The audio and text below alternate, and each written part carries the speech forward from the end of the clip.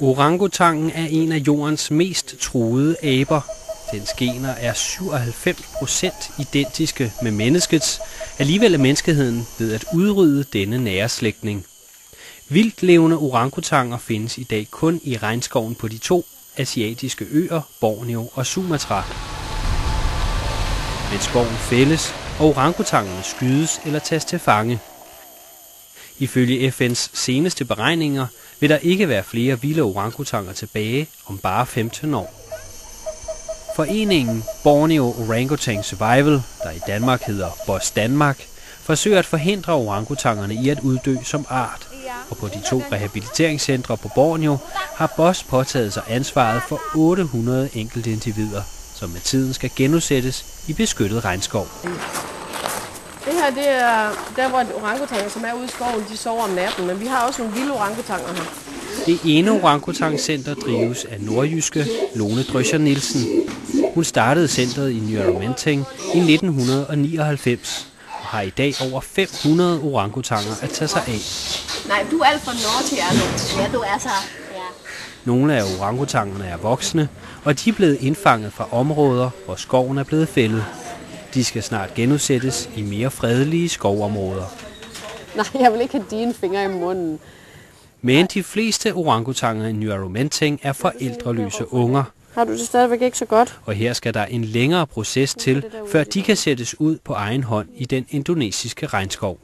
Du er også snotte. Alle de her små orangutanger har simpelthen mistet deres mødre, fordi at skoven den bliver udryddet. Og når skoven den bliver udryddet, så bliver det lettere at jagte efter orangutanger.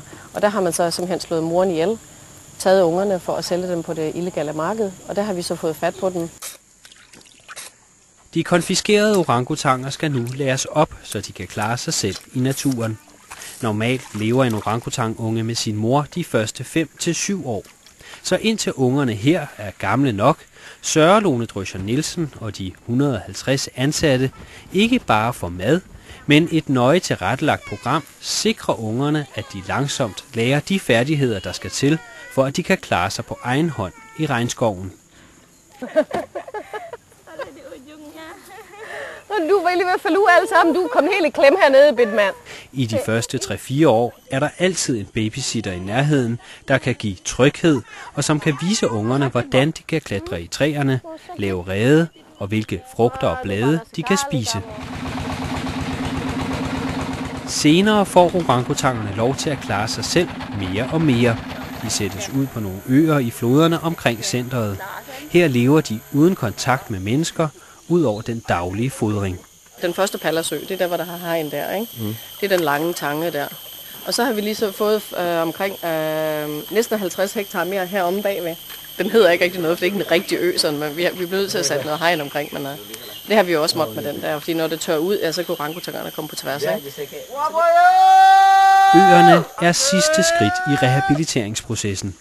Når orangutangerne har vist, at de kan klare sig selv, bliver de til sidst sat ud i skovområder, der endnu ikke er truet af skovhugsten. Men det bliver sværere og sværere at forhindre den sidste uberørte regnskov på Borneo i at blive fældet. Derfor arbejder foreningen BOS både med beskyttelse af regnskoven og med genplantning af skov, der om få år kan bruges som et beskyttet levested for vilde orangutanger. Men presset fra træindustrien er enormt. Den illegale skovhugst er i stigning, og jagten på de sidste orangutanger er intensiveret. 2006 har nok været det mest deprimerende år, vi nogensinde har haft, simpelthen på grund af den her utrolige vækst af orangutanger, der er kommet ind. Måske ikke så meget af det, at orangutangerne er kommet ind, det kan man så stadigvæk håndtere, men mere det at komme ud i de steder, hvor vi har set regnskov stå for bare 14 dage siden, og det ligner som en tsunami lige har kortet alt væk, ikke? Det simpelthen bare ligner sådan en stor jordskælv og en tsunami, der lige har kørt hen over hele området. De fælder jo simpelthen bare, de clearcutter det hele, alt der bliver fældet, det hele bliver ryddet. Og det er nok det, som jeg synes, jeg tager mentalt meget ofte mest på en, det er den der ødelæggelse, der er derude. Og så se orangutanger, som burde være oppe i nogle grønne træer, render rundt på de her totale øde marker, der bare render rundt og laver, jeg ser udmagrede og sultne, nogle gange med halvdøde unger på nakken, ikke? Og de store hanner med deres tikpads, der hænger, fordi de ikke har fået vand, eller de ikke har fået mad i flere uger måske. Hvis ikke vi sætter ind nu og støtter Borneo Orangutan Survival, kan den vilde orangutang være udryddet om bare 15 år. På Boss Danmarks hjemmeside orangutang.dk kan du læse mere om, hvordan du kan være med til at hjælpe.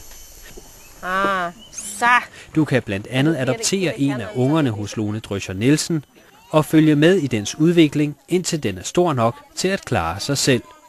Eller du kan melde dig ind i foreningen og dermed støtte arbejdet for en verden, hvor der også er plads til en af vores nærmeste slægtninge, orangutangen.